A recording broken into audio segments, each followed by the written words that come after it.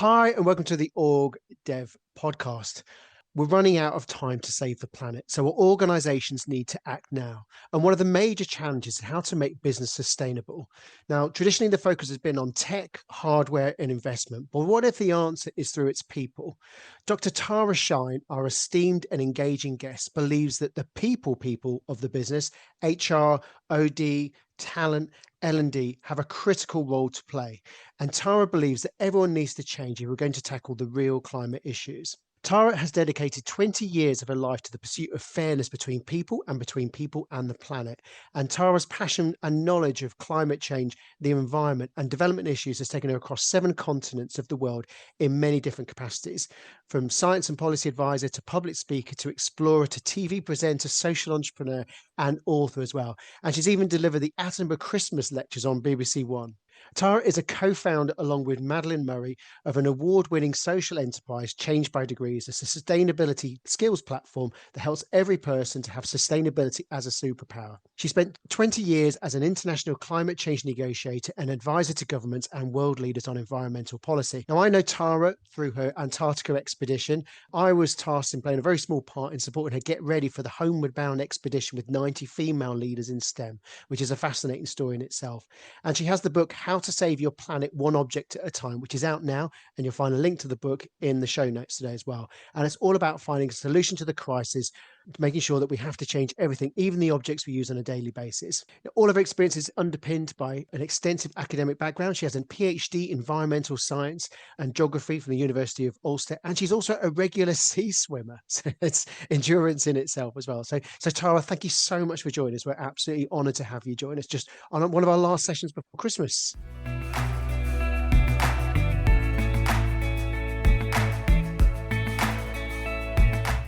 Let's kick us off. Just tell us a bit more about the work that you do. So I've worked in sustainability, climate, the environment all my life, but the way that I do that now is as co-founder and CEO of Change by Degrees.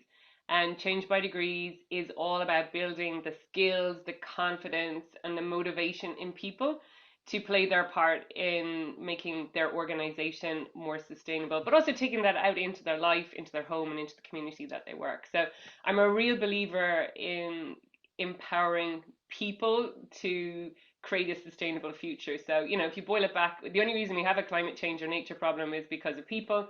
So people are the problem, they're also the solution, and that's what we want to dial into. And can you just define sustainability for us? Because everyone will have a slightly different version of what they think sustainability is. First things, Danny, that we try and help people to understand when they come onto the Change by Degrees skills platform and they come there to learn and to share is that sustainability is so much more than being green. So it's not an environmental issue only for people who are interested in the environment or vote for a green party or buy eco-friendly things. Sustainability is about the way we live life now and what we're going to pass on to the generations that come after us. So it's about being a good ancestor. And who doesn't want to pass the world on to their kids in a better condition than they inherited from their parents? And so sustainability is about trying to get a balance between the environmental, social, and economic components of life or running a business. And kind of saying it isn't all about the bottom line and the money. It's also around our people and how we treat them and the conditions they have at work and how they're paid and the benefits we give them. And it's about the environment that the business operates in and relies on in order to even have a business. And that matters as much also as the bottom line, and trying to get a better balance and see the interconnectivity between those things. And what's your ultimate vision? How would you like to see things change or things be? Oh, well, I would just like people to get excited about sustainability. So if you look around us right now, there's a whole lot of things that are broken. We have unprecedented levels of conflict. We've just lived through a pandemic. Inequality is growing. There's homelessness. There's people dying of non-communicable diseases. Like, we're not really doing that well at the moment. We have a huge divide between the wealthiest and the poorest people in the world. So what I want people to get excited about is imagine what it could be. Imagine if we were creative and innovative and we cared about people and we cared about nature and we cared about our communities and we designed a better life on Earth where there was clean water and clean air and everybody had access to food that was really good for them and affordable. Everybody had a home to live in. You didn't need to have 2 cars to function. You didn't need as money as you need now. You could work a 4-day week. imagine what it could be better. So I want us to get to that where we aren't talking about human beings being a threat to our planetary home anymore, but where human beings are kind of nice, caring residents of their planetary home and reaping the benefits of that. I'm in. I'm in on all that. Did you have a question, Garen? No, I didn't. I'm in. But yeah, like it just could be so much better than it is now. Like, why are we? I feel like there's a paralysis, like we're scared to change things, but they're not so great right now. So imagine if we just weren't scared and we allowed ourselves to dream big and we created something better. Like, that's the invitation. Come with me. Let's create something better. But that's a really interesting thing, is it? Because you often see it with change in organization. It just feels overwhelming. Like there's so, wherever you look, there's something, and who is little me to make a difference in it? How do you sort of break that challenge down for people? That's why it's changed by degrees, Garen. Because it's all about, like, yeah, if you present people with the totality of the emergency and crisis we face, they just freeze, right?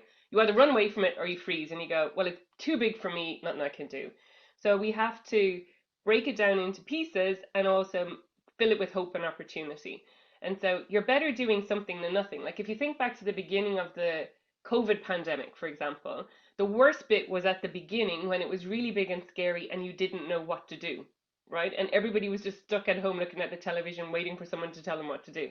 And then when we were told there was rules and there was masks and there was social distancing and we could live life but by these certain rules, then you're like, okay, well, I know what to do. I can play a part. And now there's something, I feel better. I don't feel as anxious. And so in helping organizations make change, yes, I'm not going to lie to you. We need to completely transform the way we run businesses and do business completely from the way it is right now. So that sounds scary, but we can do that in steps over time. Not a lot of time because there's a kind of an urgency thing going on, but we can break it down into steps, and it's not all your job.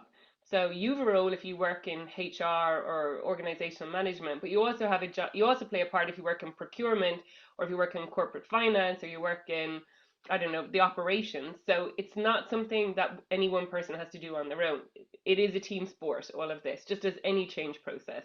Having a plan, setting some KPIs, ticking those boxes off as you go, it's just the same with this project. It's just more ambitious. So what can, given our audience is predominantly HR, OD, L&D, kind of the people, what role can they play? What do you see the specific role of those people in making the change in their organizations? Yeah, so I think there's like two main areas. So one, you are the custodians of the S in ESG. So I said that sustainability has three pillars, and one of them is social. And in terms of like it's sustainability reporting, where you're having to tell the world what your company is doing about sustainability, we call that environmental, social, and governance reporting. And there is a big S as well, and that's you as well. So you're the social, you're the people part of that. So you need to have a seat at the table anytime someone is talking about sustainability, because they cannot do it without you.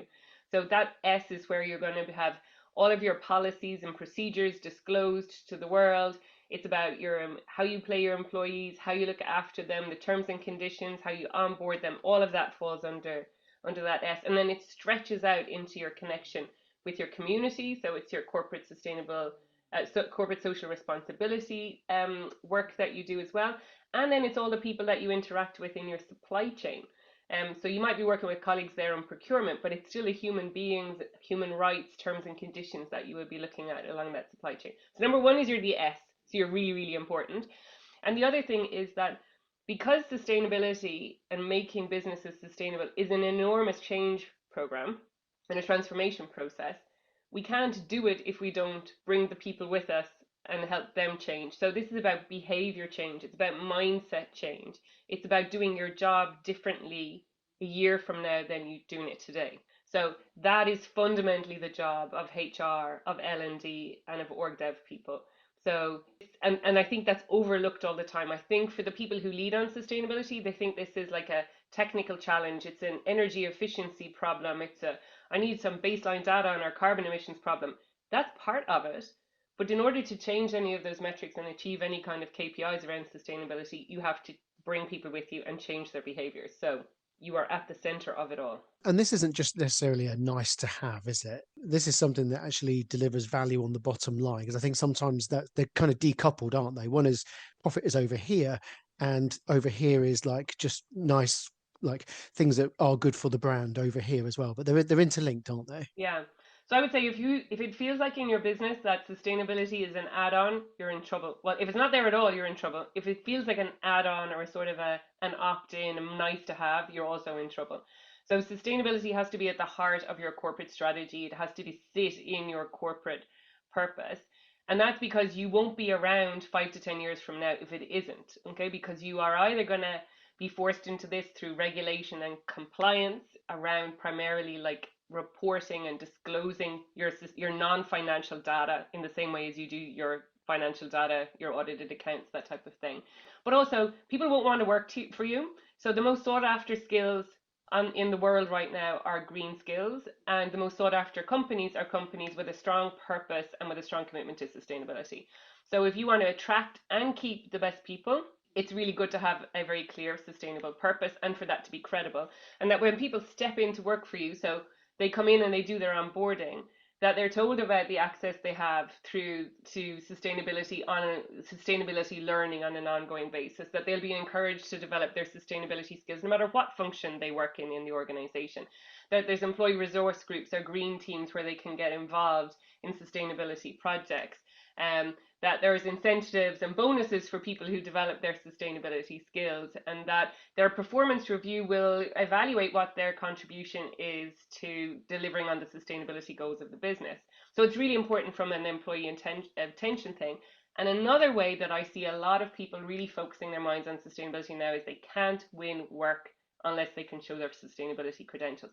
So if you're in the supply chain of any larger organization with significant sustainability commitments, in order to do business with you, they're going to need to know what your sustainability plan is, what actions you're taking, what your data is, and you're not going to win the work without that. So there are so many levers. Yeah, it's absolutely business critical now. If somebody is working in an organization where they've got that minimal compliance attitude, so where do they start? How do they start making change? What can they do realistically to shift the dial? Yeah, so I think there's lots of things you can do. So one, it's hard being lonely in that position, feeling like the only one. So if you're the only one that's frustrated at the state of the bins and why can people not put the dirty coleslaw containers in the wrong bin, this type of thing. So one, get a group of people around you because then that's easier. So you could set up your own sustainability team of people who just want to try and push for that within. First thing you might do is create a business case that you might take to perhaps the senior sponsor that you think is most likely to listen. Or you can start by finding that senior sponsor who you think is most personally engaged and working with them to figure out how to bring the business case to the leadership team or to the board. You might also want to build your own skills, so increase your own knowledge, because then you're going to have more confidence in challenging when these things come up. So upskill yourself in sustainability. So I think there's quite a lot you can do, but don't be on your own. It's hardest to make change when you're on your own. So find a team to work with. What do you see the role of senior leaders in this? Because there's a skill. There's lots of senior managers that have the role of sponsor, but there's very few good sponsors out there because it's not clear what a sponsor should do. It's not a symbolic thing, is it? They've got to really get behind it, haven't they? Oh, I mean, 100%. And it can't be one sponsor either. Like your sponsor is just your gateway into the key decision makers if they're not already all over this. So if the board and the executive team are not leading on sustainability, yes, you have a problem. They need a different mindset. So if your leadership are running the organization today the same way they did 3 or 5 years ago, you're in trouble, right? Because they're not ready. They're not ready for AI. They're not ready for sustainability. Your organization probably isn't digital and lean, okay? So your leaders need to be really aware around what's happening in the world, and that includes what's happening in sustainability. It's a massive business agenda, and they need to be setting themselves ambitious goals and having a strong plan to make sure that the business is still viable 5 to 10 years from now. So if they don't have that, if your leadership doesn't have it, no amount of green teams of volunteers in the business can change anything. They might get people putting the right thing in the bin in the canteen. You might change away from paper to digital, but you're not going to transform the business. It's not going to be material to the business.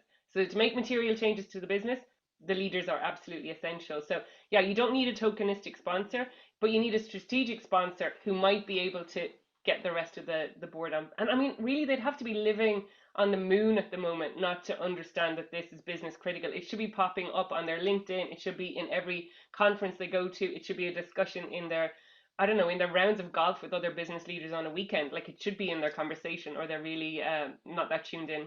For the majority, it is on there. It is seen as business critical. Yeah, I think it's on most people's agenda, but I think there's a risk there. I think some are looking at it now as a kind of, oh, this is a new set of kind of regulations or compliance or legislation that we have to deal with.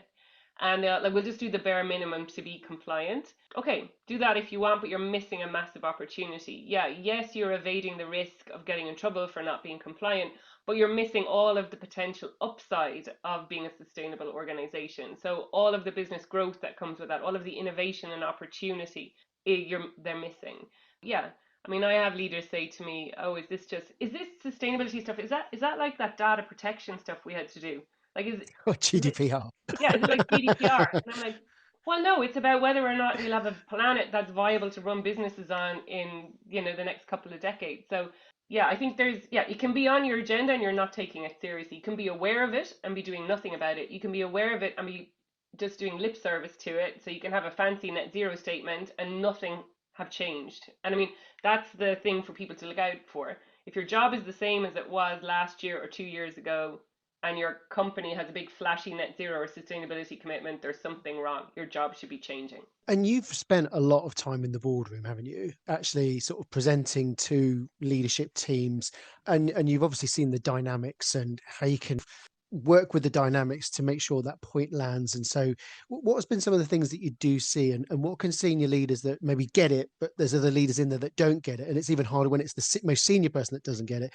What tactics do you have there to deploy to try and get those people on board? Yeah, so I think with leaders, you've got to be very honest with them around the facts. So, like, the facts around climate change and the risks it poses to business are very, very real. And there's so much evidence. Like, we could be here talking about facts all day in terms of the material risks that it poses to business. So you have to be clear about that. But if you just stay on risks and bad news, you lose the room. So then it's like, okay, so those are risks that, increasingly under new regulation, you will have to disclose those risks, how your business is at risk to the whole world. So that doesn't feel very good. So then you need to be able to say, well, what are we going to do to manage those risks? And that's where the action to be more sustainable comes in. And that's an opportunity. So that when companies and leaders look at it in that way, they find lots of opportunity. Another thing I see with leaders and in boards in particular is there tends to be a very small focus. So the focus is on, can we make the immediate operations of this business more sustainable? Oh my God, can you hear the dog snoring? Hang on. Snoring. But yeah, another thing I see with leaders is that they think too small. So they're thinking about how do they make the operations of their business more sustainable, like, and what's in their immediate gift. But what they miss then is they miss out on their influence. So all of their suppliers, everyone that buys their product or service is in their value chain. They also are a business with a seat at the table on a chamber of commerce. Perhaps nationally, they can even get access to an elected member of parliament. Like, they have influence, they have access to power, they run large organizations.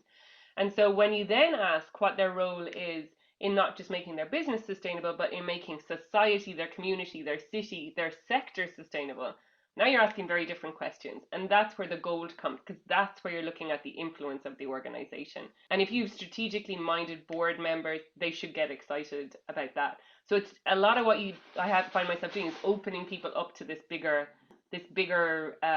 agenda, this bigger opportunity. I guess, have you got any examples of organizations that you've worked with that have been on the journey? So from tick box exercise treated like GDPR to actually this is front and center and it creates value for us on the bottom line, but it also makes our work more meaningful for our people as well. The tick the box people, they don't hang around as our clients for long because they don't continue to invest in sustainability. They can think they can do one thing and tick the box and disappear, right?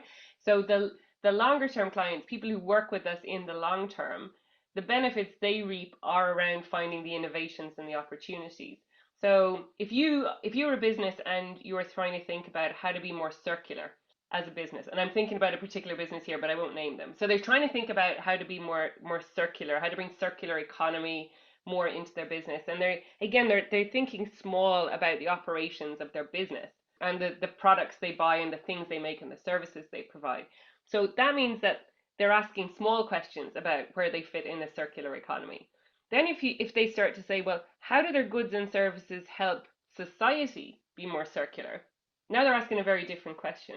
And when they ask that question, and when you're ready to ask that question and you see the opportunity, and then you're ready to invest in sustainability, not as a box to be ticked every second year, but as something which is a transformation organizational development project which is ongoing, where you're continuously learning, challenging, revising, improving, then the business opportunities are massive. Then you create whole new products and services that drive business value that you never knew were there until you asked the bigger question. So what was your journey into doing this work? So it's obviously been, a passion and a career. How did you get started? Oh, so like as a kid, I was very enthused about it. Was a time, so I grew up, well, I'm a child of the 70s and 80s, and it was a time of, for me, it was a time where like whales, remember that it was the time where the whales were endangered and we were about to obliterate them from the planet, and I really cared about animal rights. My dad was a geography teacher and the house was full of National Geographic, so I had all this like curiosity about the natural world. And so when I was coming up to like finishing secondary school with no idea really what I wanted to do, I found a course called environmental science, and I was like, that's it, that's the one. So I studied environmental science in the University of Ulster in Northern Ireland, and that was the gateway to what I've done literally for the rest of my life in so many ways. But I've done it from so many different directions. So I've worked in international development, so I've lived and worked in Africa for years. I've been an advisor to large organizations like the OECD and the World Bank. That took me to Mongolia to work. That was fantastic. I've worked in research and academia. I've worked advising governments, as a climate change negotiator. And then for 8 years, alongside Mary Robinson in the Mary Robinson Foundation for Climate Justice, working on trying to embed climate justice in the international processes around climate change, human rights, and sustainable development.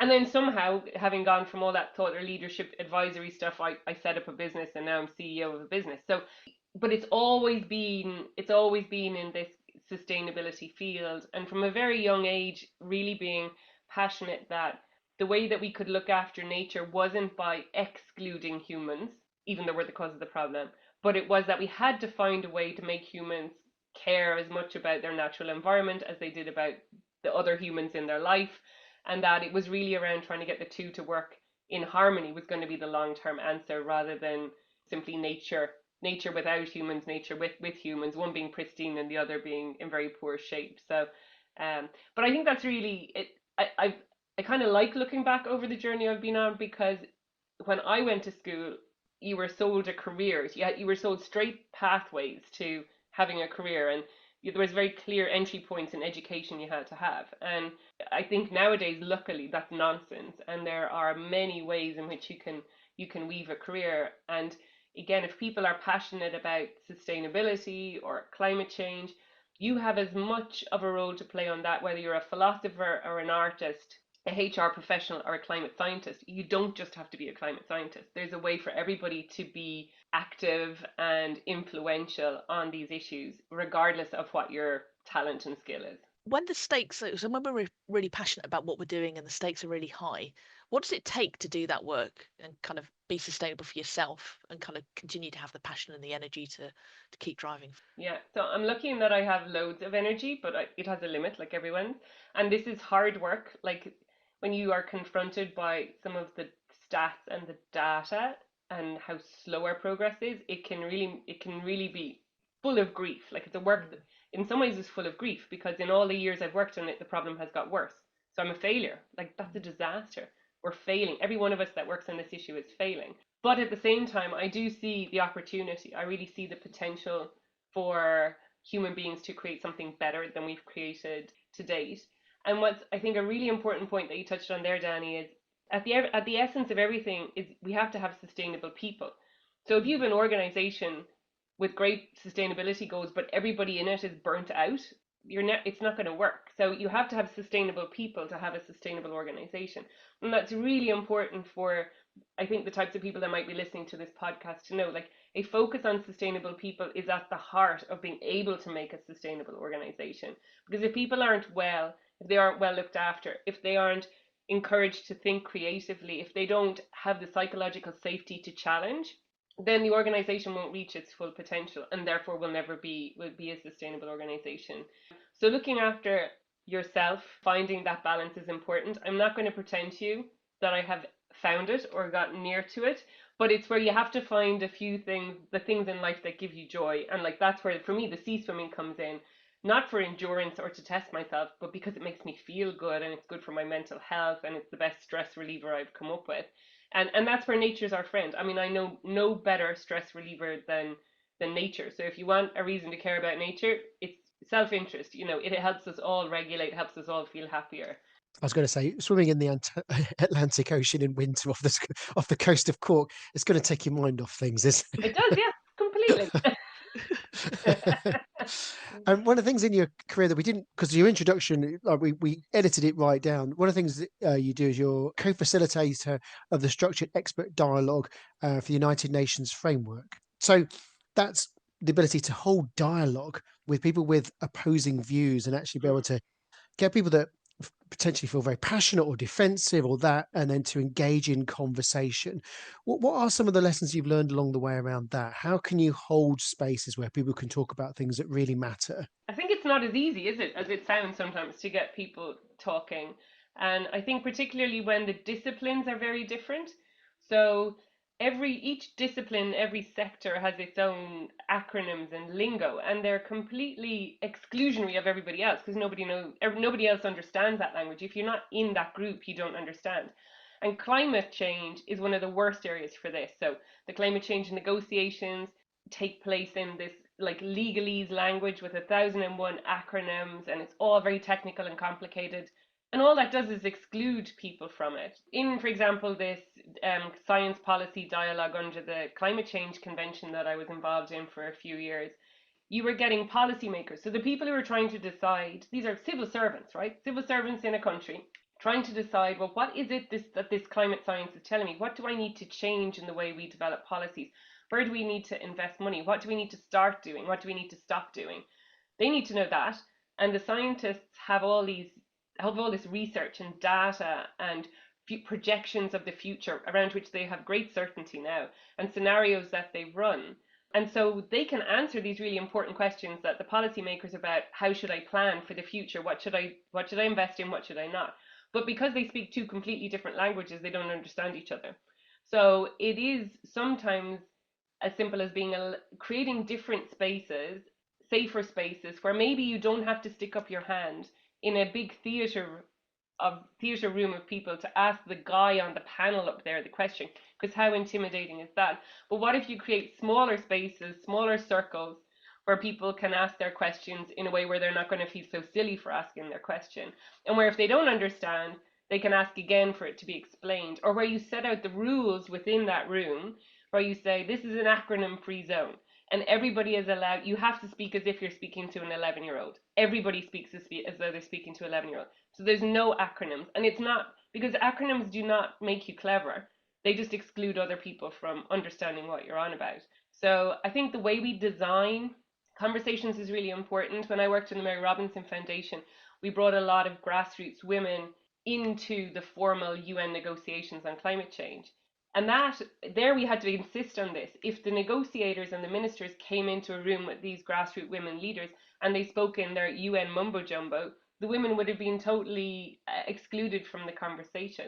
So they had to speak in English, but then they also had to respect the fact that these women communicated through stories. So they didn't communicate through 4 bullets on a PowerPoint slide. They don't talk like that. They tell you a story, so you need to respect the process, take the time and listen to the story. That's that's the rule of entering into the space. If you don't have time to listen to someone else's story that's completely different to you, then don't come in the room. But if you come in the room, then these are the terms and conditions under which you enter. So I think we could do so much more on that, even within businesses, thinking how finance speaks a different language to HR, speaks a different language to the people who work down in operations or run a plant. So Again, creating the spaces and the rules and bringing people together in smaller, safe places, I think really works. You're an honorary organization development practitioner. Did you Am know I? that? You are Absolutely. Yay! officially anointed.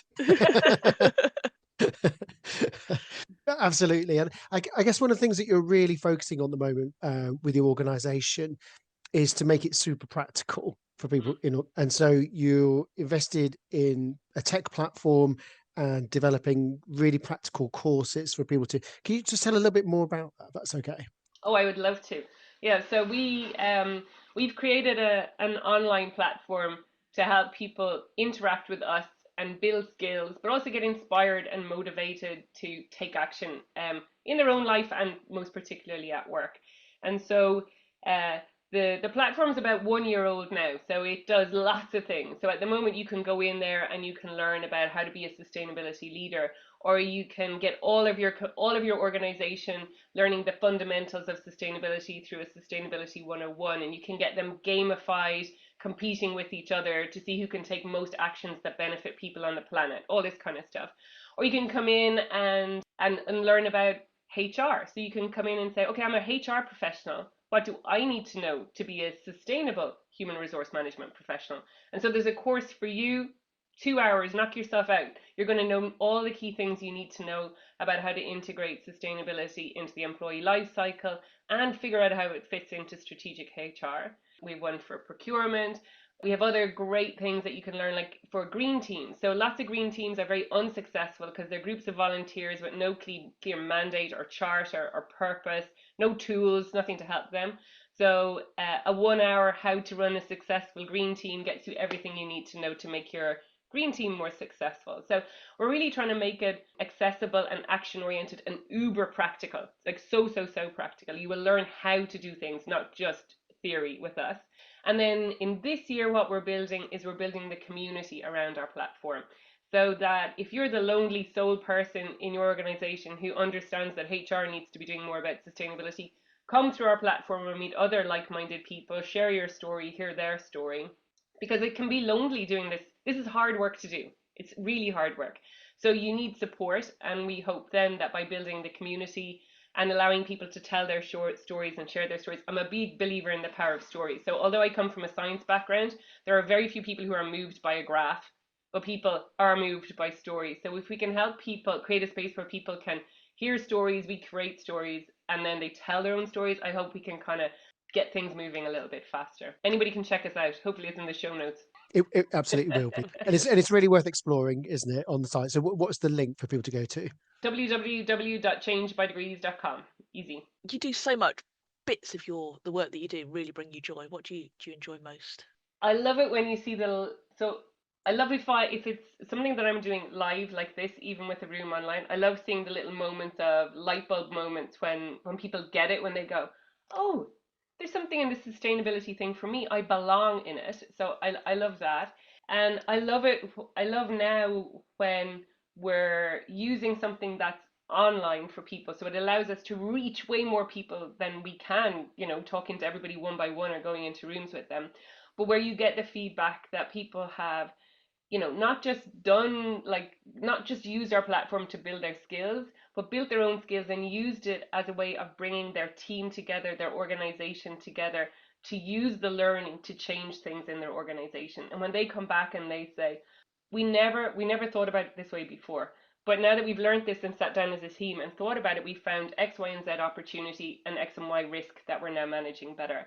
So it's all around the impact. When people take what they learn and start to feel empowered and like, oh, it can make a difference. I think that's my favorite part. Right. And what do you find most challenging?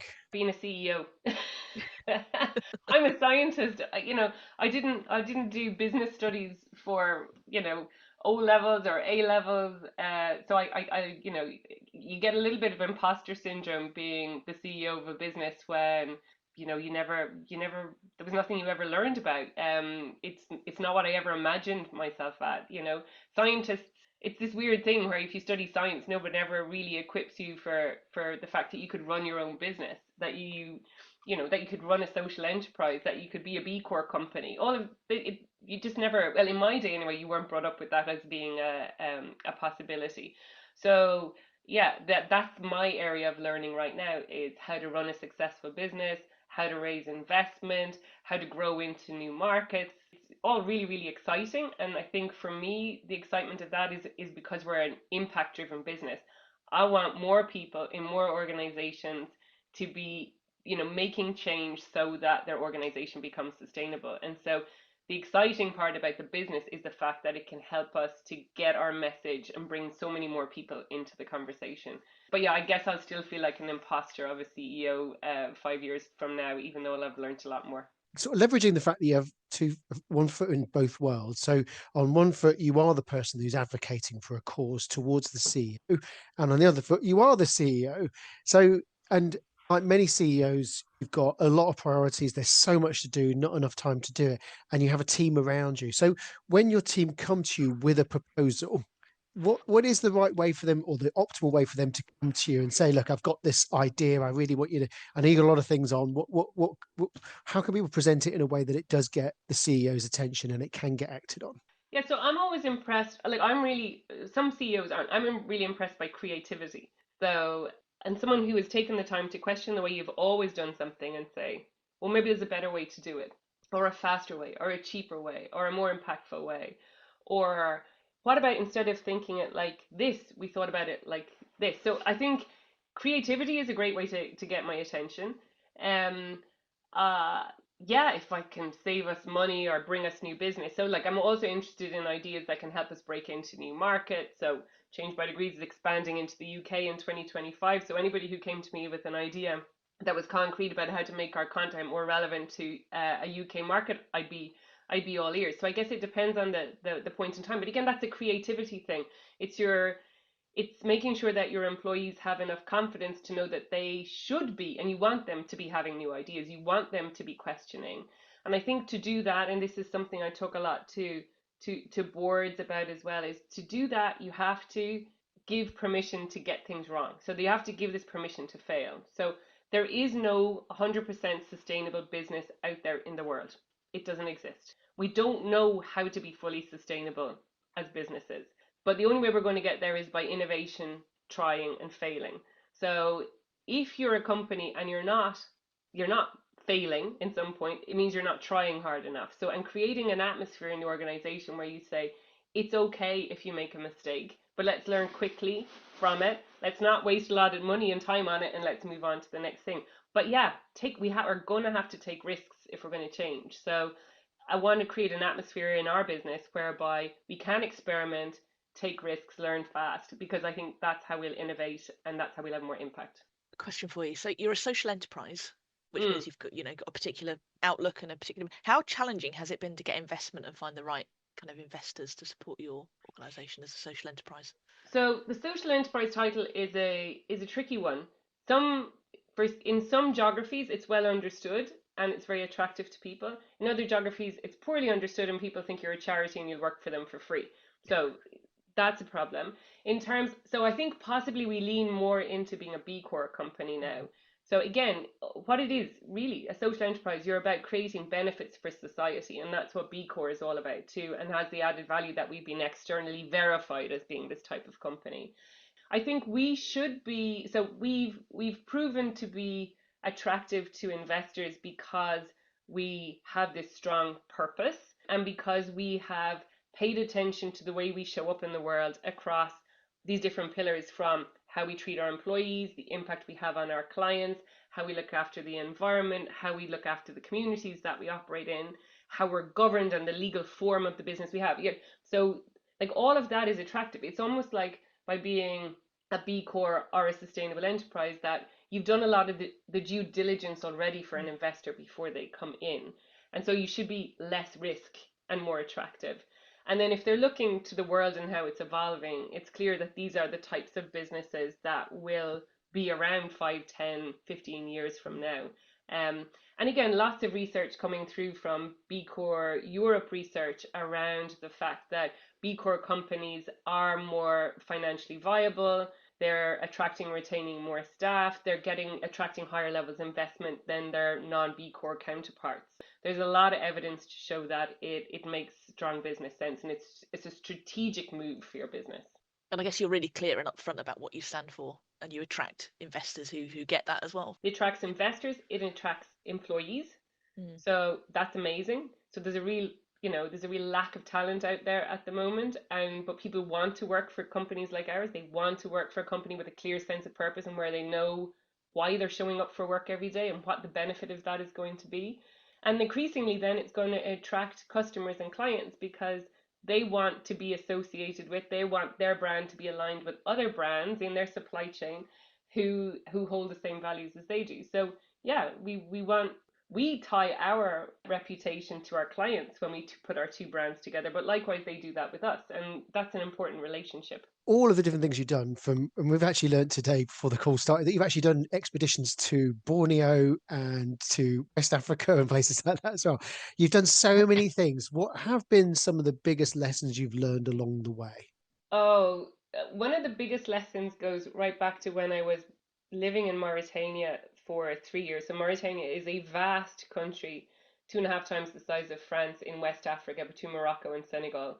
But you've probably never seen it on a map.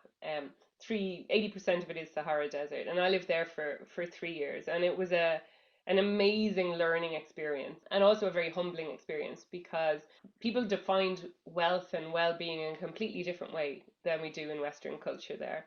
I was also very welcomed by a very different culture who put up with me being a rule-breaking young Irish woman who was like running around, sticking her head under every rock and interested in everything. But one of the things I learned there was humility, because I was working in these wetlands and what turned out to be collecting the data for what turned out to be my PhD, and local people herding goats, local women collecting wild plants for medicines told me that there were crocodiles living in these wetlands, and I was like, oh, bless, you're wrong. All the books say there are no crocodiles here. The crocodiles were hunted out of here years ago. There is no documentation of crocodiles in this country. They're gone. And I was like, it must have been a monitor lizard. And they were like, Tara, we know the difference between a monitor lizard and a crocodile. Then they're like, this is the local name and it has a long mouth and lots of teeth and whatever. And so I finally listened, and I camped out on a rock for 3 nights in this place where Dabalahi, who worked with me, told me to go. And sure enough, on the third night, a crocodile came out from a cave onto a dry riverbed that hadn't had water in it for over a year and sat there like some prehistoric creature. And of course they were right. Why would they not be right? So, like, why would they not be right? So science is not always right, you know? And the humility to listen to people who are not the experts, but who have lived knowledge, who have real experience, is really important. And you might find that in work, in that some of the best ideas for sustainability action might come from an operator who works down the back of the plant but knows that machinery inside out. And I heard of a story recently the other day where one change to one valve changed saved a company €200,000 a year in energy. One valve. The person who will know that will not be an engineer sitting in an office. It will be the person with the lived experience of working every day with the machinery.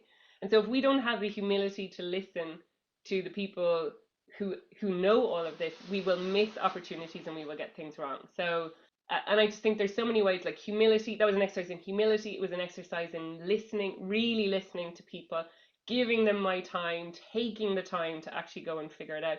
But I would have missed an amazing thing, which was then a whole journey of discovery I went on with these crocodiles if I hadn't listened, if I'd just written it off. If there's somebody who's sat here thinking this sounds like a fascinating career, I want to Tara's footsteps, where do people start? What advice would you give people? So I always say that people should follow their passion. So if you want to work and play a part in making the world a better place because you care about the environment, or you care about people, or you care about animals, I think that the starting place is that you don't have to be an environmental scientist to do that. You don't have to be a climate scientist. There are so many pathways to it. You might do that because you love art and you might connect people to those issues through your art, or you might be a musician, you might be a philosopher, you might be a chemical engineer. I mean, you might be a HR professional.